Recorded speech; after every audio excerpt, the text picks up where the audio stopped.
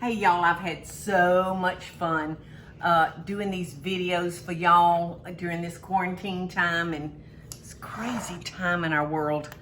And I've gotten so many letters from y'all saying, thank you, Paula. It just gives us a little diversion. So I'm happy to do this. You know, it also gives me a diversion too. So I love hearing from y'all, and from what I understand, and correct me if I'm wrong, Teresa, they y'all have been requesting a lot of like main dish casseroles. Yes. Is that right? Yes. And this one specifically was asked for. Okay. So somebody sent a message in that they would love to know how to make chicken divan. Well, it's probably one of the oldest chicken casseroles in my memory. It's been around a long time, and it's very good and very easy to put together. I actually started with a roasted chicken from the grocery store. And this works wonderful for casseroles. I mean, we love just eating it as on its own, but I have picked it all off the bone, and I've sprayed this pan so it won't stick. And this is 2 10-ounce packages of chopped frozen broccoli. Now I just have to warn you, and naturally you'll want to thaw them out, but you're gonna have to squeeze the water out of these because they are so full. Remember, they've been frozen, so they are slap-ka-dab full of water. Okay, so we've got our chicken. Ooh, and I got a pan going back here on the heat. So we're gonna put our chicken on top of our broccoli, and this is gonna be so good because that chicken from the deli, they season it so good. This particular one is a lemon pepper, y'all. And it really is good. It's good enough to eat straight up with piece of buttered white bread and have you a chicken sandwich. All right, so again, I sprayed this so it won't stick. All right, so we've got to have a sauce to go over this. So I'm gonna start with a can of cream of chicken soup. And you know, I'm sure there's many variations of this recipe. And now a can of cream of mushroom soup that I had actually put some cheese in it and melted some cheese. So I would say use a can of cream of mushroom soup, or even a can of, you know, the cheddar soup. So cheeses. You know, it really depends on the cheeses of your choice. I love Gruyere, so that's going in here. But again, you know, use your favorite cheeses. And this is a shredded cheddar.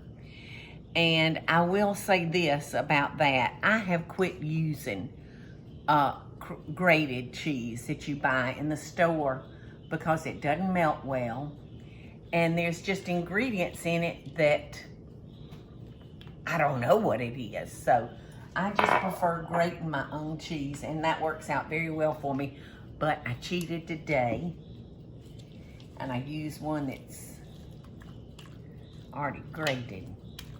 So, but that's just a tip y'all can put in your hat. All right, the next thing is sour cream. And I can't remember if that's a cup or a half a cup. Teresa, can you remember? I think it's 3/4 of a cup. You're exactly correct. You win the prize. Since she prepped all this for us. All right, now it calls for a cup of mayonnaise. And look at that mayonnaise. See what color that is? You know what that is? That's Duke's mayonnaise. You can see how eggy it is because it's golden in color. All right. We're coming along. All right, now I'm gonna go back here And I'm gonna take my melted butter. And this is just something I like to do. I don't like to pour butter on top of my casseroles. I like to make sure that everybody in there gets its own piece of butter. I don't wanna leave anybody out.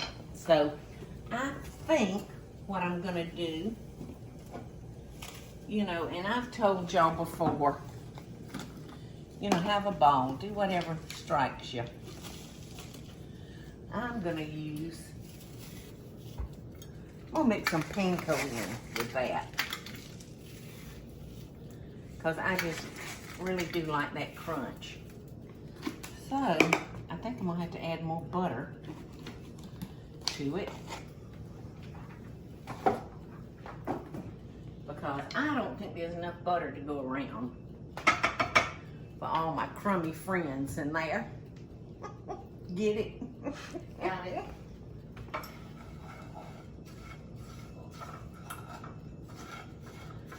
Okay. All right, so while they're going swimming in that butter, I'm gonna add some curry powder. Now, is this a teaspoon right here, Teresa? Yes, ma'am. You know what? Michael and I are not crazy about curry, so I'm gonna back off a little bit on that teaspoon and just taste it and see. Eddie, you say you love curry. Mm-hmm. You know, actually it didn't taste that strong, Teresa. And what is this? Lemon juice? Yes,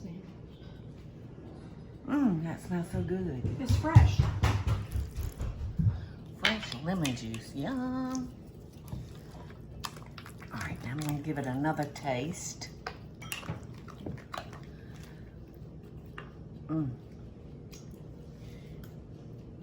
That's really good. All right, so now I'm gonna slowly add in a half a cup of chicken broth. And that's gonna help juice that up and thin that out a little bit. I remember my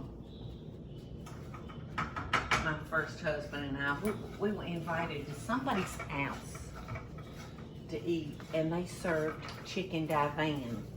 Well, I was probably 19, maybe 20, but my mother never did. She didn't do a lot of casseroles, you know. She did the straight up, you know, just Southern cooking. So I had never heard of this or tasted it. And I flipped over it. I thought it was so good. And after loving it so much, I hadn't had it in years. It's just one of those things I don't think about. But this is one of my favorite easy weeknight casseroles. How about you, Teresa? Do you Totally make it? agree. Yes, love Do it. you make it a lot? I don't make it a lot, but I make it. We love broccoli and chicken, so. Yeah. And you know, there's so many variations to this. It's all a matter of what your tongue likes. Okay, so I think they've got enough butter on them. All right. And I'm gonna add the rest of that lemon juice. That fresh lemon juice just gives it a nice. You know what, Teresa? I almost think it could take some more curry powder. Well, good gracious. Well, come stick your get a spoon. Yeah, before. and stick in it because it doesn't taste real strong.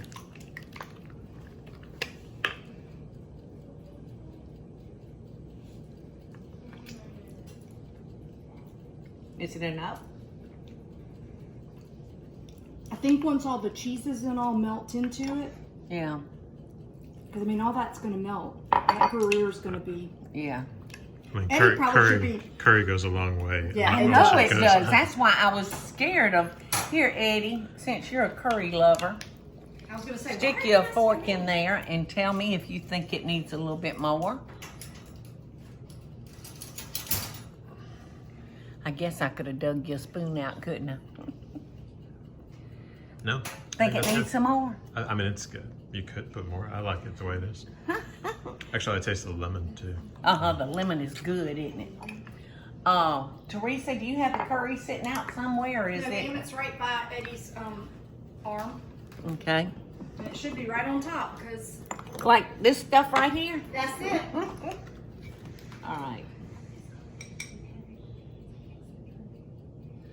I know a little curry goes a long way, so I want to be careful. And if you don't like curry, you don't even have to put curry in.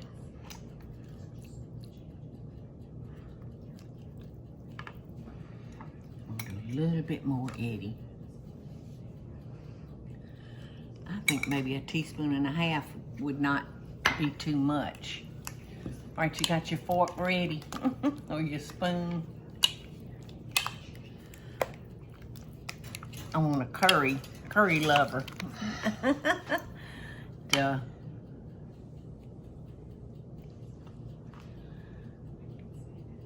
Yeah. It's good? Okie dokie. So here we go. That's a lot of sauce, y'all. That's a lot of yum. A lot of yum. It is a lot of yum. I'm gonna just spread that out. Wowee. It's gonna take every bit of it. Because we don't want a dry chicken divan. Isn't that funny how just all of a sudden I remembered somebody making this. I wish I could remember who it was. Because you know, back then, there wasn't about 3 or 4 restaurants in Albany. It was Gargano's and what were the restaurants? There was not many. Okay, so there we go. So the next thing I'm gonna do is add our breadcrumbs and our panko. Remember, I put a little panko in it to just make sure it had a nice crunch. And remember, everything in here is cooked, even the broccoli, because it was blanched in order for them to freeze it, so they did blanch it. So really, all this has to do is just, you know, heat up until it's bubbly and your crumbs are a nice toasty brown. So this is just such a good, quick, put together meal that you are gonna love. Now I'm gonna put this in the oven, I think 350. 350, and it says 35 to 45 minutes. 35 to 45 Good minutes. old bubbly. Yeah, I just wouldn't want my breadcrumbs to get Too brown. too brown, yeah. So if they look like they're getting too brown, pull them out and cover it up with some foil. And then put it back in. So this looks like dinner to me, y'all. So about 45 minutes, we'll come back and taste that. And we'll be happy campers. Our chicken divan is out of the oven, y'all. And it brings back so many memories from so long ago. I can't believe that memory just hit me, Teresa, while I was putting together your ingredients that you had gotten up. And this is gonna be our dinner. So I'm not dipping any out of a plate. I'm just gonna kind of dig deep down. It's hot as a $3 pistol. And that's what I remember liking that flavor, that curry. because I'd never had it before. You want? Is he looking for chicken tenders, Dory? Guinea's got them. This is so hot, y'all. I don't know if I'm gonna be able to taste it.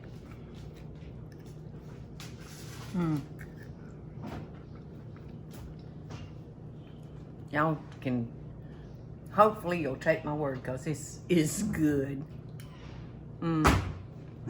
Retro.